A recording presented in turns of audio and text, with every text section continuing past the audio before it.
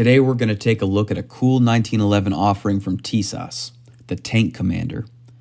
I've been seeing a lot of talk on the internet about Tisas 1911s. They're manufactured in Turkey at a pretty affordable price in terms of a forged 1911, and I've been intrigued by some of the feature sets and specs they choose, especially for this kind of money. This Tank Commander was one of those. It's not a historical reproduction or clone, but it's heavily inspired by the classic GI style with some other features from different classic models thrown in, kind of like a 1911 that never was but could have been. This one is a 45, and just like the name suggests, it is a commander size, so a full-length grip with a 4 1/4 inch barrel, as opposed to the 5-inch barrel on a government 1911. It's my first commander-sized gun, and that reduction in barrel length makes a big difference in how the gun handles and carries. I happen to like it quite a bit. The gun ships in a pretty decent hard case and includes 2 Checkmate 7-round magazines, a cleaning rod, plastic bushing wrench, a set of double diamond wood grips, which I have on right now, and some GI-style brown plastic grips. That's a pretty nice stash of stuff for a gun that retails for around $430 and usually sells for much cheaper. Obviously, it's an all-steel 1911, so it's heavy. This one comes in at 2.2 pounds. It has an arched mainspring housing, simple black sights with serrations. It didn't take long for me to put some orange paint on that front sight.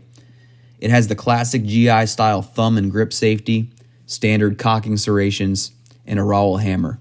GI style guide rod and Series 70 parts on the inside.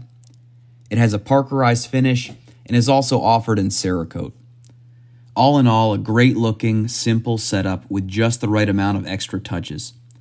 There's no front strap checkering, and personally I would have gladly paid an extra $50 for some, but I understand they're trying to hit a price point.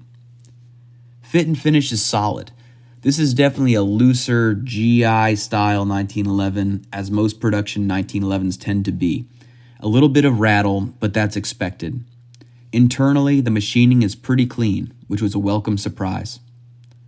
I took it out to the range for its first outing with a bunch of factory 230 grain ball from Magtech and Federal and several magazines, the 2 Checkmates from the factory, a few Wilson 7 and 8 rounders, and a few 7-round Colts. It was my first time shooting a 1911 in quite some time, and even with a mediocre factory trigger, I felt spoiled. Is it anything to write home about? Probably not. But even a bad 1911 trigger beats most striker fire triggers any day, and this one isn't bad, definitely reminiscent of my Springfield mil-spec. I was punching a fist-sized hole in paper from 10 yards, and with my abilities, that's just fine by me. Maybe a little more felt recoil than a government 1911, but not all that noticeable, and certainly not a hindrance for my purposes. Over the course of 150 rounds of ball, I had 4 failure-to-feed malfunctions. All occurred midway through the mag, and 2 of them were with the factory Checkmate magazines. I haven't had the time to shake this out too much, so I don't know if it just needs more time to break in, if it was magazine related, or if it's going to need some work internally to figure it out. For those who don't know, 1911s aren't Glocks and usually require the owner to do a little bit of smoothing, troubleshooting, and certainly more preventive maintenance than most modern service pistols. It's just the way it is, especially at lower price points.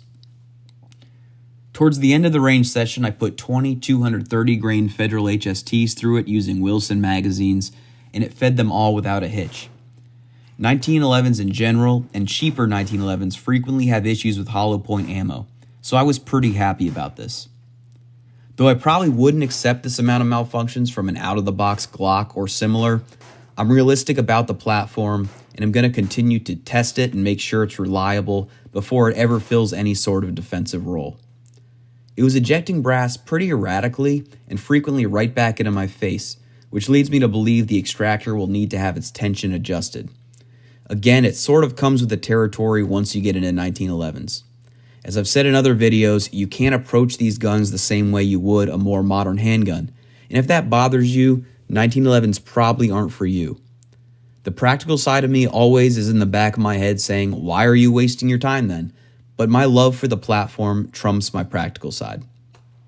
1911s are just cool and fun, and I can't quit them.